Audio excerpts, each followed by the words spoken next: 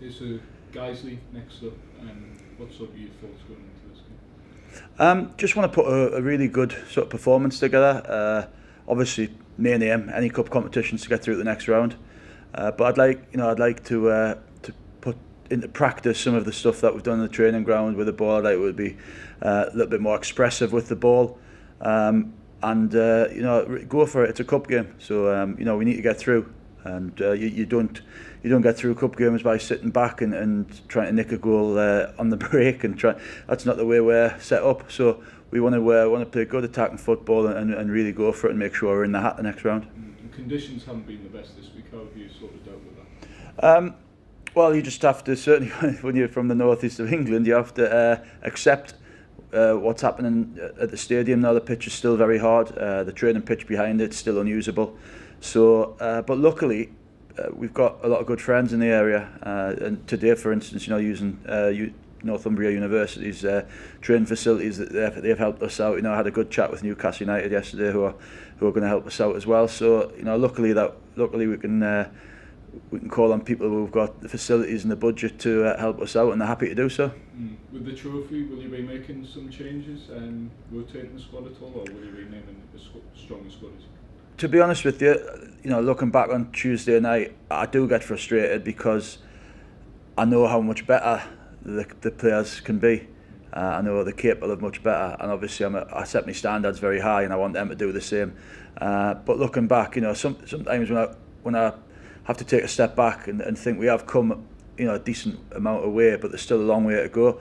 I was very frustrated at not coming away with Solihull and Torquay with 3 points, with 6 points. But then I look at, when I got here, the away form, for instance, and 2 points away from home, especially the Torquay one with the trip that we had and what have you, might be two good points in the end, but at the time it didn't feel that way. Focus obviously on yourself, but what do you think of Guiseley going into the game? I think they've improved a lot. We played them last season twice with Macclesfield, and they weren't the best team, to be honest with you. They'll admit that. Paul Cox has gone in there. We played them earlier in the season with Macclesfield, and they'd improved a lot. They'd become bigger, stronger, a lot more competitive, and I expect them to be better again now. So every team in our league will have designs on trying to get to Wembley and win this competition. The fact that Paul's agreed to let the game be finished and finalised on the day tells me that he's looking to win it as well. The past few seasons, the winners of the competition have usually been lower down the league or even been relegated, as you found out last season. So what do you think the attitude is to their trophy? Well, I'd settle for not winning it if that's the case. No, it's people do. As I say, it was a great day. The whole build up to it, the Wembley experience for the Mac players, the Mac fans, everybody involved in the club. It was a fantastic day.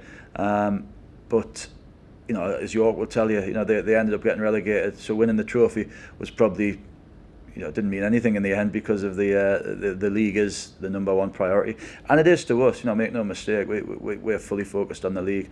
There'll be changes tomorrow. Not because it's a cup. There'll be changes tomorrow because there was performances on Tuesday where I think we can improve, and that's why there'll be changes. Not because of the competition.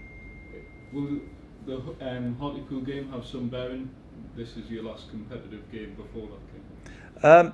Focus will be, luckily or unluckily, we've got a lot longer to prepare for Hartlepool than Hartlepool will have to prepare for us. So we just got to make sure that's all spot on next week.